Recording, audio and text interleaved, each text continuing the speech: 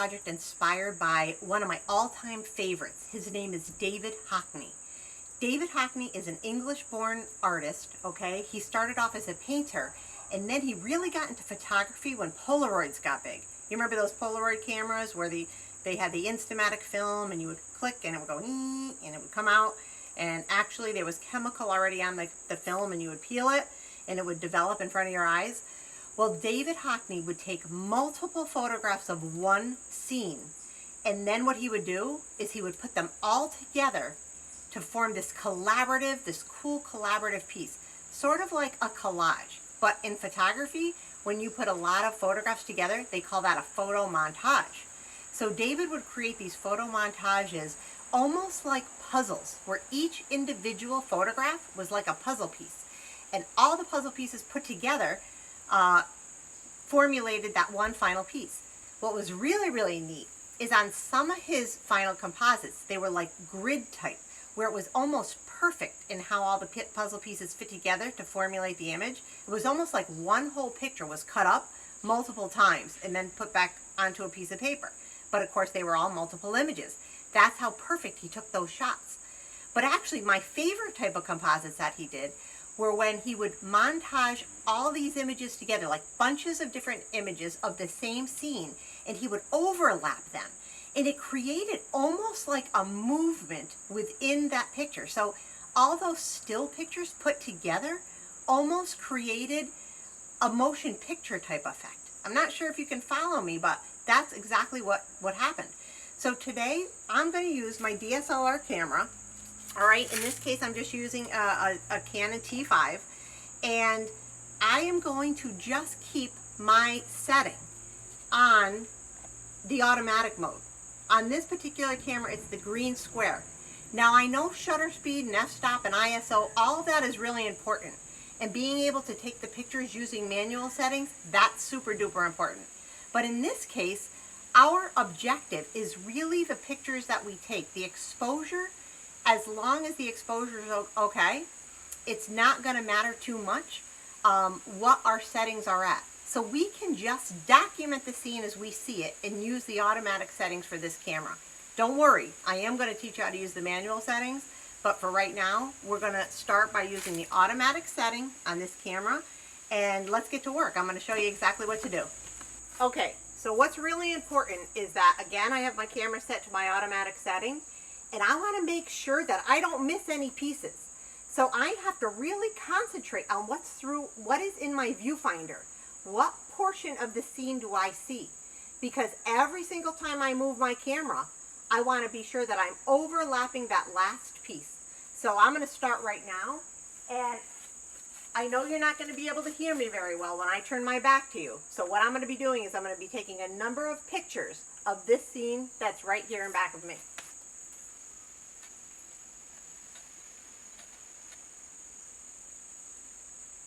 Now, what you saw was my body moving all around and me angling my camera up and down. That's so I could take photographs of all the pieces to my puzzle, which I'm going to be putting together in a moment. All right? So I'm going to do maybe a couple of scenes while I'm outside today, and then I'm going to show you how to put them together in composite form and create your own montage using our inspiration, who's David Hockney.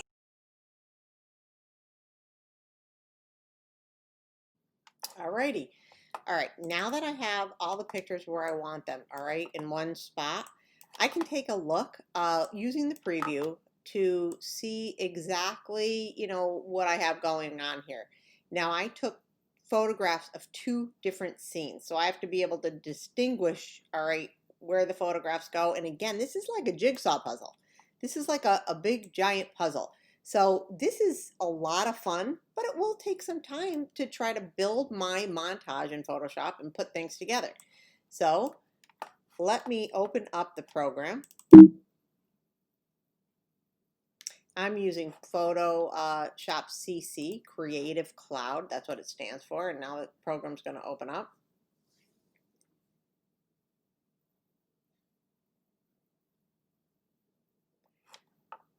Okay, now I am going to begin, hopefully soon, after my little rainbow stops spinning, by deciding on what size document, I can close that out, don't need that right now, I want to work with, okay? So I am going to, it's like going to get a fresh new canvas or a fresh new piece of paper out. All right, File, New.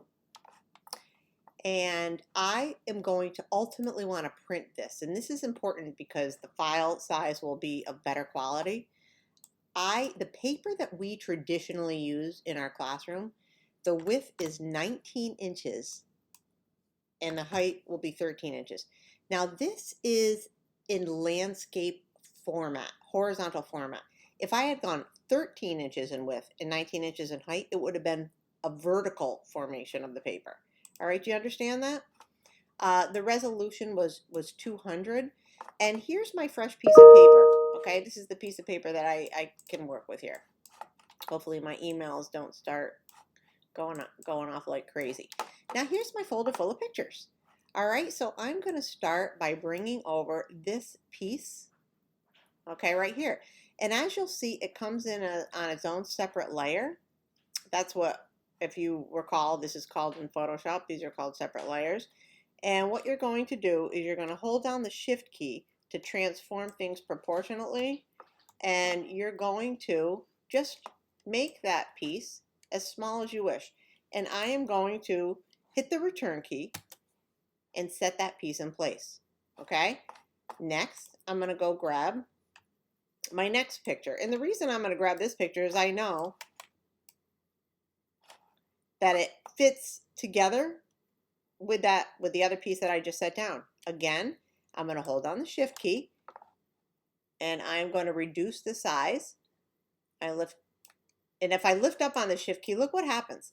It distorted my picture. All right, it's not in proportion anymore. You know what I'm going to do? I'm going to hit the return key and I'm actually going to throw that piece away because I know that it's not right. And I'm going to go down and I'm going to set it down again. Shift key, move it, Shift key. All right, and then I'm going to try to line this piece up. Now, if I feel sort of a snapping motion or something funny happening where I feel like I can't get it quite in place because it won't allow me to, I'm going to go up here to where it says view, and I notice there's a check mark in front of the word snap. I'm going to take that off, and now all of a sudden you'll notice it's much smoother. All right, I actually like the way this looks. Now, it might not be quite perfect, but I'm going to set it in place right now. Okay, and then I'm going to go so on and so forth, and I'm going to go get the next piece. The next piece is a piece of ground, and I may want to use that as a filler. I may see the rocks that actually coincide with that piece of ground, but in this case I don't. So I'm just going to kind of set that over to the side over here. Now, you may note that what's happening as we go is I'm running out of space. All right. I'm going to show you something really cool in a second. I'm going to actually go and get the pieces of this tree in a second, but I want to show you that what I could do is, you see the layers are all over here, these 3 layers. Now, of course, I can just select one layer and I can move that layer as long as I grab the move tool, the top layer on the top tool on the toolbar. It's a little crisscross. I can move that one layer. But here's something really interesting and is going to come in so handy for you. I can take all 3 layers and I can move all 3 at one time. So I can move them over if I need to the right, to the left. But here, look at this. I can actually Apple T. Remember what that means? Apple T, transform. All right, or Command T. That means I can transform. I hold down the Shift key and I can transform proportionately and make all of those pieces smaller at one time. As a refresher, Apple A or Command A, select all. Apple or Command C is to copy. Apple or Command V is to paste. And Apple or Command T is to transform. All right, so now I'm going to go and I'm going to continue on with my puzzle. Remember, I'm going to hold on the Shift key and I'm going to bring more and more pieces in. all right, that are going to help me with my final composite. Remember, I got to hit the return key to get that, to get the outline off. That will allow me to go ahead.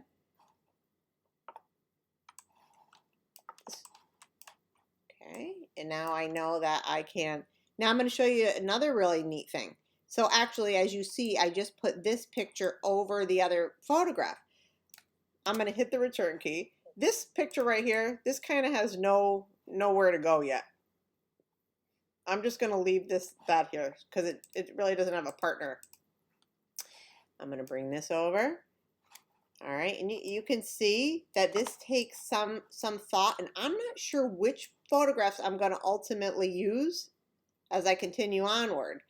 But you can see I really have to work this out to see if I like to see which pieces I think belong or will make up the strongest montage. And I'm having fun with this. I am in deep thought right now. All right, so now you're going to see, because I allowed the camera to make all the adjustments for me.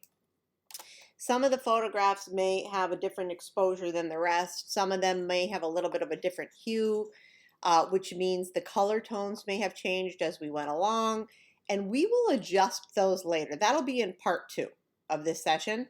But just so you know, let's say I want to go back to a layer and I don't know which layer it is. I'm getting confused. There's so many pieces now. Look at this. Grab the move tool and you can right click over any layer. Look, and the layer will then highlight. Right click over any layer. Boom. Tells me which layer it is. And I can go and I can make my move. Another really neat thing about the layers panel is that you see how this layer right here is on top of the layer underneath it. If I want that to go underneath, all I have to do is take the layer and actually move it, look, to the bottom of the pile. And now all of a sudden this layer is under that layer. I'll move it back to the top so you can see. So that's really neat as well. All right, so I'm going to pause the video, but I'm going to continue on, do what I'm doing, and let's see where I am in just a few minutes.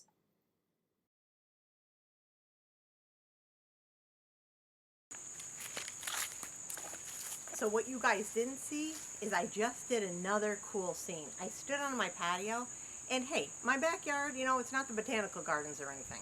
It isn't like the most beautiful place, but there's a lot of cool textures out here. You know, I got this old, this trailer that my husband brings things to the dump on, and I got a ladder and some bricks back here, and sometimes those cool textures sort of combined with the natural environment, like the bark of the trees and the stone and the rock wall that I have, sometimes things end up being really cool visually. It's called aesthetically pleasing, okay? So it doesn't have to necessarily be the most beautiful sunset, or I'm down by the beach and I'm taking beautiful pictures of the water. All right, sometimes the most interesting things are the most mundane things, and that's what's really, really cool about photography and any kind of art for that matter. So it's, you know, the whole beauty is in the eye of the beholder. Well, that is the truth, and a lot of times, you know, when you least expect it, it comes out super. Okay, so I'm going to do a couple of more of these, and you know what? While you're right in front of me, I'm zooming in on my camera. I'm zooming in with my camera so I have less content in my viewfinder. That means I can have more pieces to my puzzle. If I go real wide, then I get so much information that I end up having a ton of overlap, all right, when I go and I put the pieces together. So let me zoom way in, and I'm going to try to do something fun, all right, with my camera. All right, so I actually am using a camera to do my video footage, and I'm using a camera, obviously, to take my pictures. Okay? I'm going to actually do something fun. I'm going to do something creative and move way up. I'm going to move it up even closer and see how close I can get with still getting my picture in focus. All right, I'm going to get the tripod.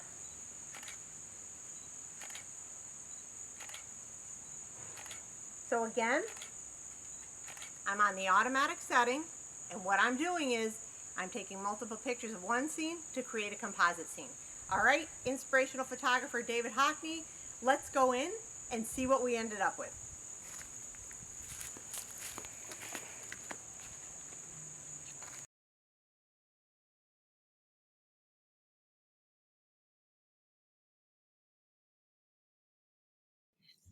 Hey everybody. So this is kind of neat. So this is what I ended up with right here. It wasn't, I didn't intend for this to be my favorite of all the shoots, but this ended up to be the most fun and the favorite. I still want to continue working because I have a few little pieces that I may want to readjust, but it ends up that I like the more chaotic David Hockney images. So David Hockney, as I told you before, he's an English artist who started off as a painter and then ended up doing photographs, a lot of photo montage work, a lot of composites, started out using a Polaroid camera. And it was really interesting because when he first started, he would do them very systematically. It looked like a perfect grid.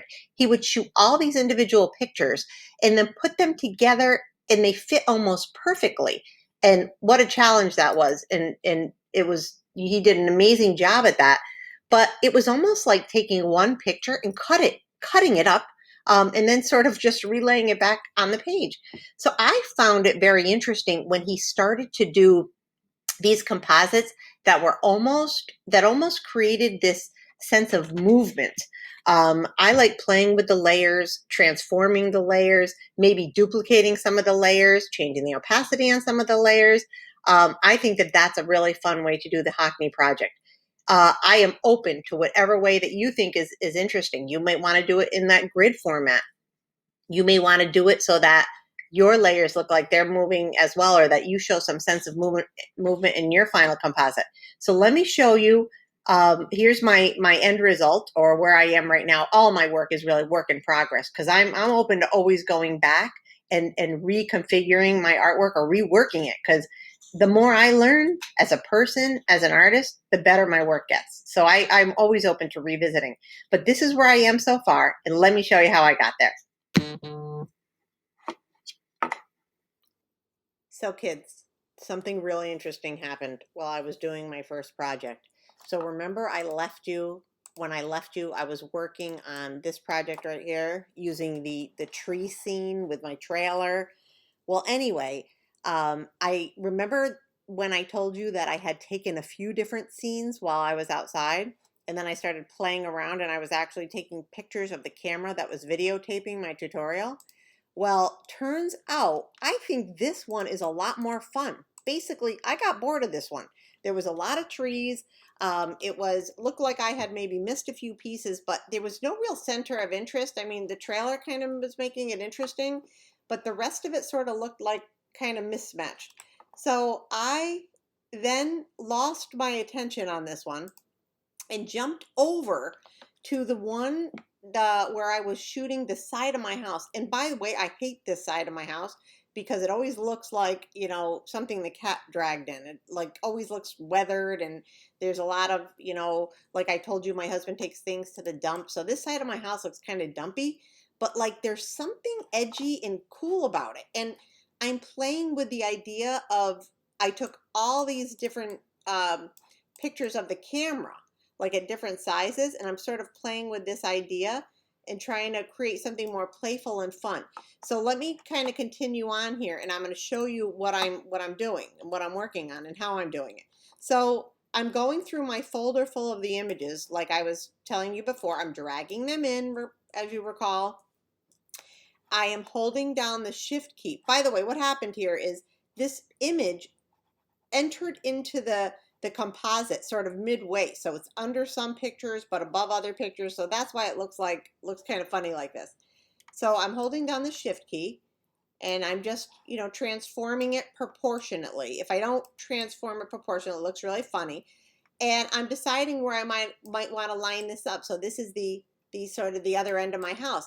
As you see, this is underneath this picture over here. And I don't know if I like that. So I'm going to hit the return key, just set it down. All right, and I set it right here. Here's where it is.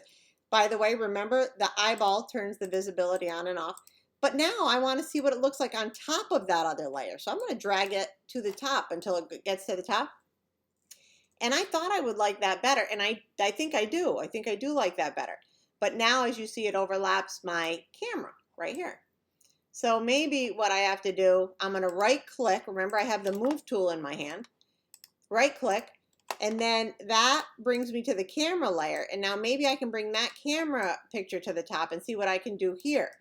I do recognize that the coloration is a little bit different in my images, and I'm going to worry about that in a little while. First, I'm trying to get the pictures where I want them to go. All right, so let's go back here and see what else I have. Oh, I do have the corner. So I want to move this out of the way. Right click with the move tool in my hand. I'm just moving that out of the way.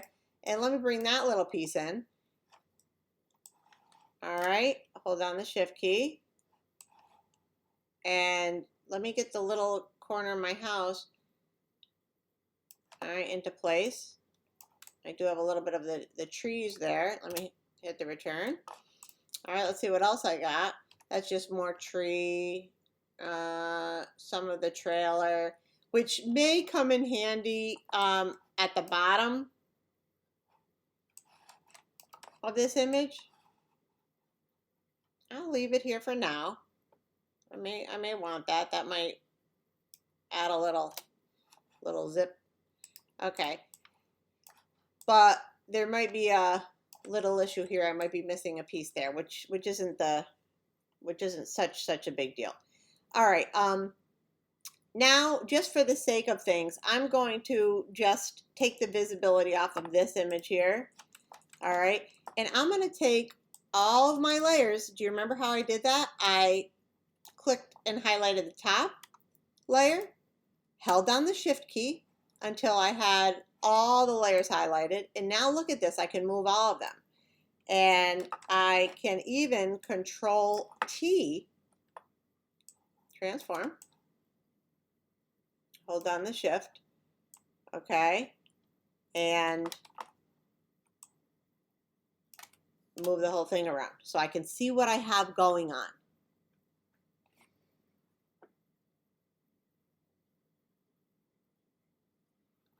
All right, and I'm just going to kind of zoom through these just a little bit here. Hey,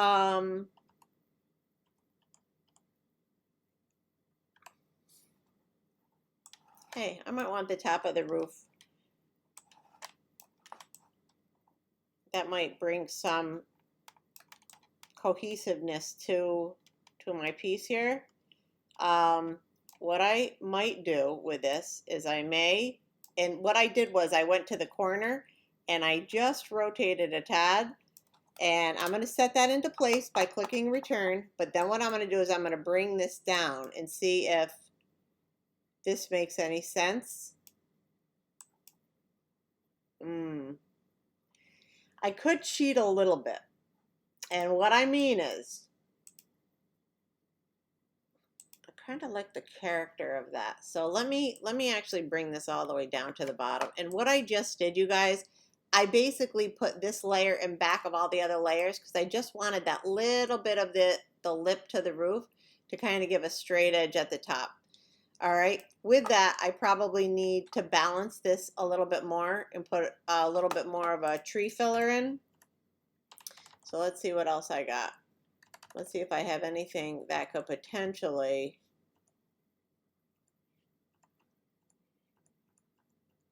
make up that area. All right, where the tree is, up at the very top.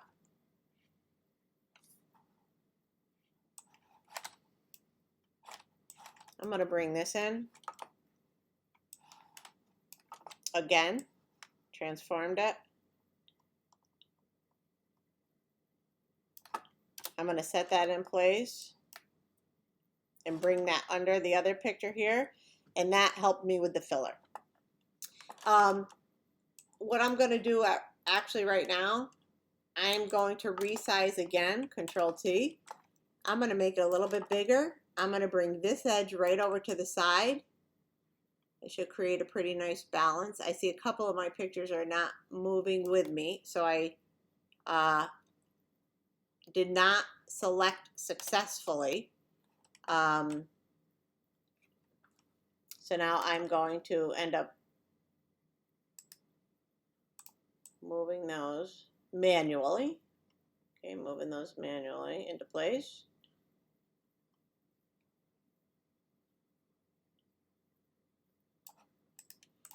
And you notice, I'm sure you're taking a note that I am not putting this together like a perfect puzzle.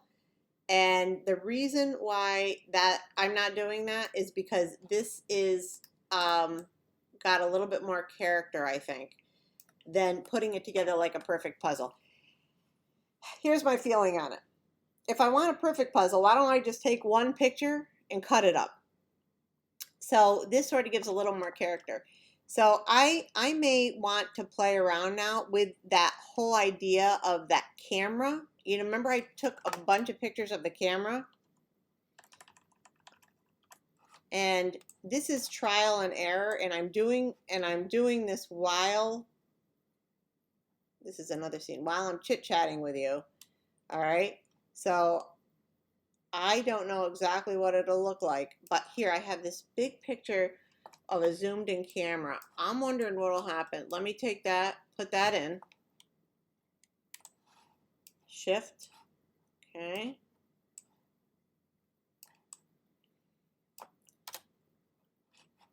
I'm going to bring that to the forefront. So here's this big picture of the camera that you may like the way that looks, you may not, but I am going to do something tricky here. I'm going to take this opacity right here, the opacity, and opacity represents, you know, how transparent something is or isn't. And look at it. I am going to play with this idea and change the opacity. And I am liking that, guys. I am really liking what's happening there. I'm playing with the transparency. You know, I'm the artist. I can do whatever I wish to make this a more interesting image. Gosh, I think that's really fun.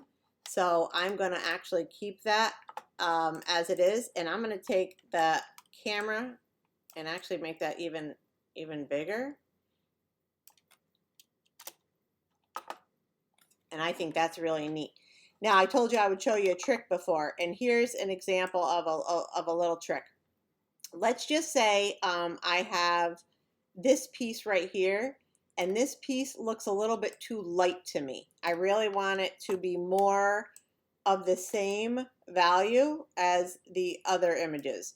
And that could be the case or not. That actually doesn't bother me too much, but here's what I'm going to do. I am going to adjust the layer.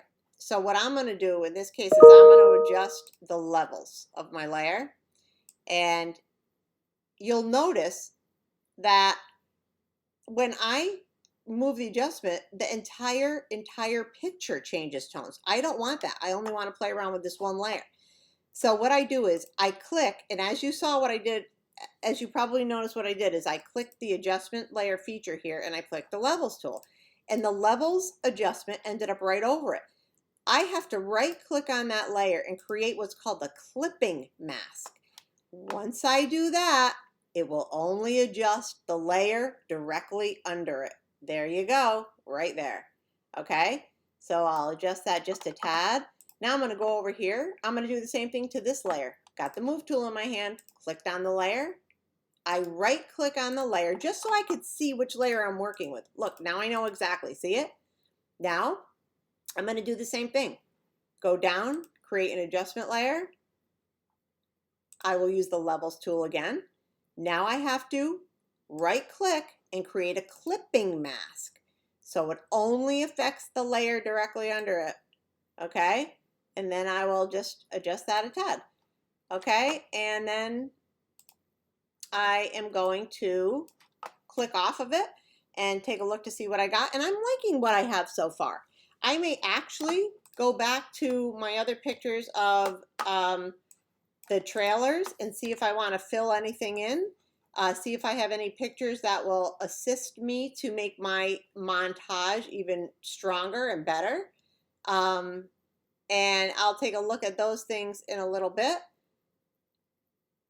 But first, I want to show you just one last thing before I end this portion of the tutorial. If in fact you would like a background color, you could create another layer. All right, and I just hit this right down at the bottom of my palette. I hit a new layer, which is the little, it looks like a little box with the corner kind of turned up, and that became layer 1. And I could go pick a color. All right, and I'll pick a sort of a, yeah, I was going to pick a blue tone. I'll pick kind of a almost like a black, a very dark blue tone. Click OK. I am going to, underneath the gradient tool, use the paint bucket tool, and I'll just, this is pretty simple, fill it in. And you will notice my dark layer right here. I could keep it as on the white background if I wish, or you may like the dark background better. And there you have it. There is one example of my Hockney tutorial. Have a great time with yours. Be creative. Remember, the ultimate goal is creating something that's visually pleasing and interesting that will impact your viewer's eye. All right, everybody, have a great day.